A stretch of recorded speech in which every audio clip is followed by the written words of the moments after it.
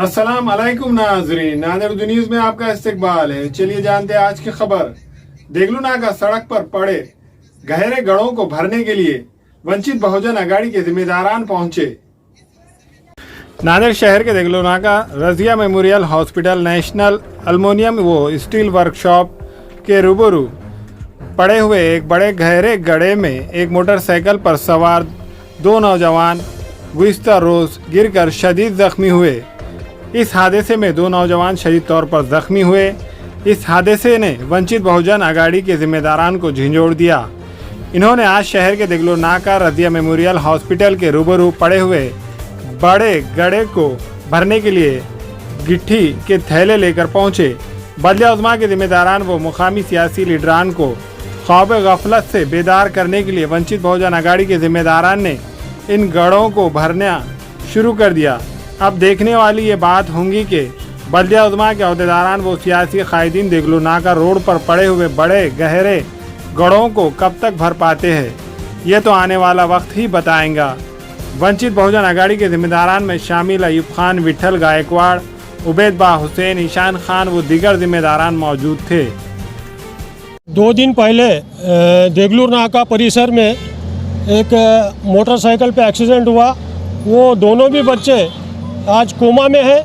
प्रशासन को बार बार वंचित बहुजन अघाड़ी की ओर से डेलीगेशन देने के बाद भी महानगर पालिका हो, बीएनसी हो, तमाम हम हर महीने हर 8-15 दिन में ऐसे घटनाएं घट रही है और हम बार बार महानगर पालिका को जिता रहे हैं निवेदन दे देकर, तो महापालिका कुछ जाग नहीं रही है। और ये जो मुख्य रास्ता है देगलू नाके का, यहाँ से नेता लोग गुजरते हैं, बड़े बड़े कॉरपोरेटर गुजरते हैं, उप महापौर जैसी शख्सियत यहाँ रहने के बावजूद भी ये ऐसे खड्डे भरे नहीं जाते हैं। तो आज वंचित बहुजन अघाड़ी की ओर से हम ये खड्डों को भरने का काम कर रहे हैं और प्रशासन को जगाने का काम कर रहे हैं। इत्तेफाक ये है कि हमको शर्म आती है लोगों को बोलने को कि महाराष्ट्र के कैबिनेट मंत्री जो PWD मंत्री है, उन्होंने हमारे नांदेड़ शहर के कैबिनेट मंत्री है PWD, ये बोलने को जनता को हमको शर्म आती है कि नांदेड़ शहर की आज ऐसी बद से बदतर हालत हो गई है।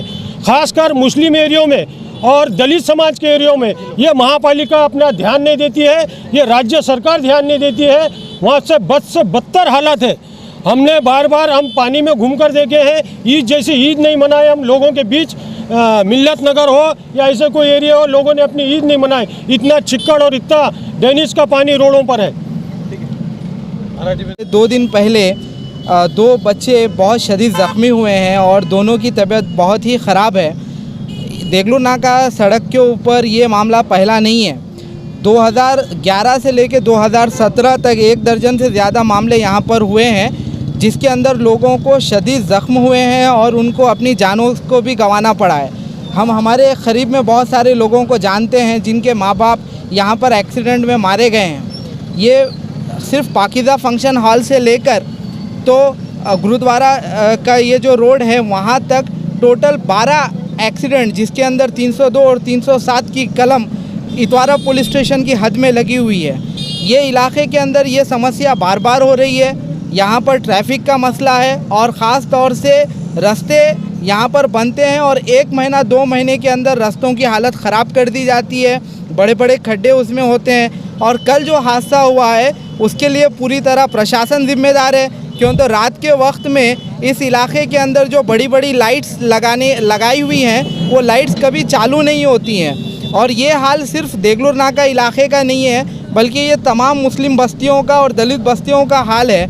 अफसोस की बात तो ये है कि इस इलाके के अंदर ख़ुद को शहर के मोतबर शख्सियात समझने वाले लोग इसी सड़क से आते जाते हैं, उसके बावजूद भी उनके ऊपर जूं नहीं रेंगती है। आज हादसा होकर वो बच्चे ज़िंदगी और मौत की जंग लड़ रहे हैं, उसके बावजूद भी आज जो है 2 दिन के बाद भी महानगर प्रशासन यहाँ पर जाग नहीं रहा है। उप महापौर का ये इलाका होने के बावजूद भी 12 थैले मुरम और कुछ मट्टी अगर डालकर ये गड्ढे को बुझाने का काम हो सकता था, लेकिन उसके बावजूद भी उन्हें इससे कुछ लेना देना नहीं है।